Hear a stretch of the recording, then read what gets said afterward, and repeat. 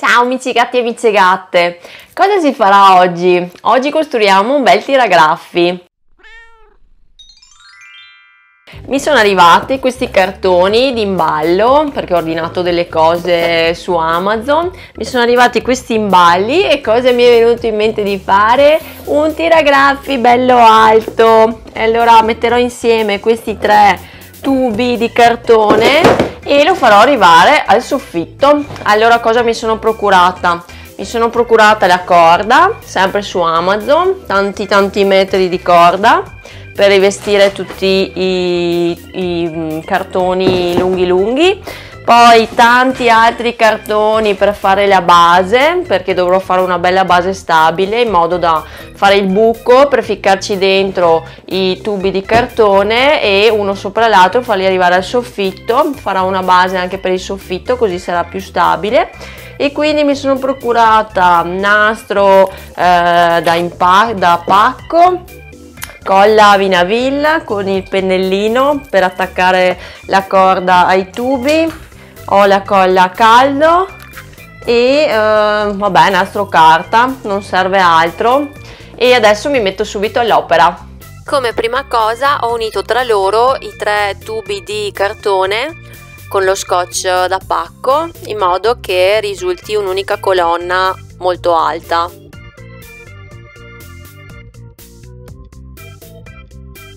Come vedi, Oscar ci tiene molto a monitorare i lavori, è un aiutante molto attento. Ovviamente ho preso le misure per capire quanto alto fare il tiragraffi, quindi ho misurato dal soffitto al pavimento.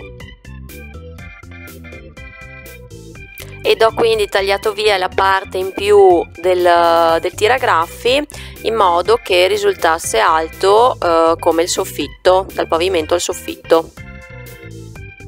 Come si misura quanta corda ci occorre? Bisogna calcolare il diametro che si vuole ricoprire, bisogna calcolare quanti giri deve fare la corda a seconda di quanto spessa è la corda. Quindi ho calcolato tutti questi quattro lati, li ho sommati fra di loro, li ho moltiplicati per l'altezza del tiragraffi, del tubo, e suddiviso per l'altezza della corda e qui mi è venuto fuori la metratura da prendere per la corda.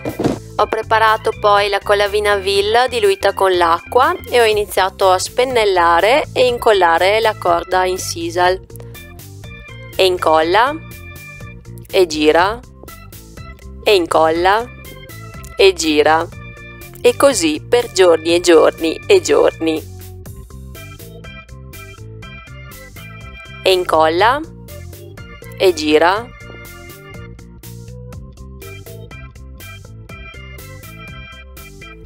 e incolla e gira. Meno male che la Lady mi dava una mano in questa impresa. E dopo giorni e giorni di gira e incolla e ormai il tiragraffi pesava anche parecchio. Per fortuna la Lady continuava a darmi una mano, come vedi.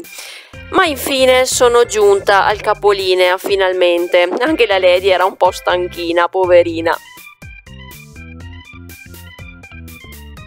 Il palo del tiragraffi ora è completo, arriva al soffitto, tutto bello ricoperto di corda. Bisogna fare la base.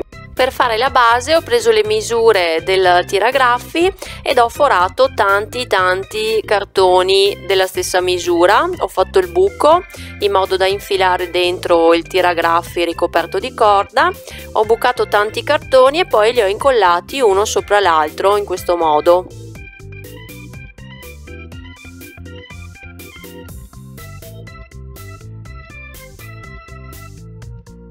Ho poi distribuito la colla a caldo sul tiragraffi e sul buco ed ho infilato dentro il palo.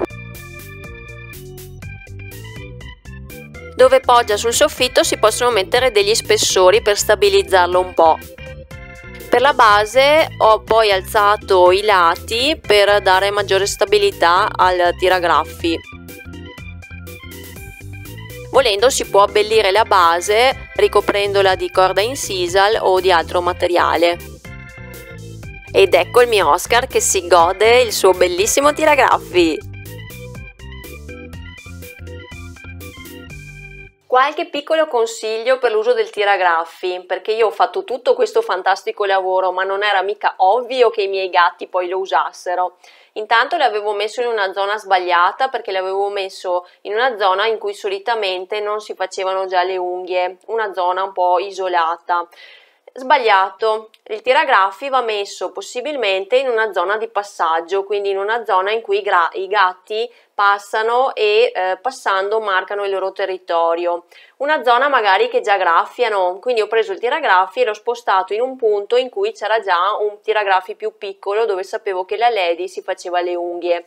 E poi li ho stimolati un po' a giocare con i tiragraffi, quindi facevo muovere la cordina e facevo in modo che si iniziassero ad arrampicare. Così facendo i gatti iniziano un po' a lasciare il loro odore sul tiragraffi, quindi le zampine rilasciano i loro feromoni sul punto in cui vogliamo far graffiare il gatto e così hanno iniziato un po' ad usarlo. Quindi mai mettere il tiragraffi in un punto nascosto della casa, perché magari non vogliamo rovinare l'arredamento di casa, ma metterlo in un punto strategico in cui il gatto passa e si fa le unghie, magari provare a spostarlo in modo da trovare finalmente il punto più adatto. Il tiragraffi ovviamente deve essere stabile, quindi per questo ho fatto una base molto alta, molto stabile, in modo che non si muova e che i gatti non prendano paura, anche perché un tiragraffi come questo che arriva al soffitto deve essere bello stabile se vogliamo far arrampicare proprio i nostri gatti. Per oggi è tutto. Io vi ricordo di iscrivervi al canale YouTube di Micio Gatto cliccando su iscriviti e cliccando anche sulla iconcina rossa della campanella, così vi arriveranno le notifiche per tutti i nuovi video. Per me è stato un piacere, vi saluto e ciao amici gatti e amici gatte!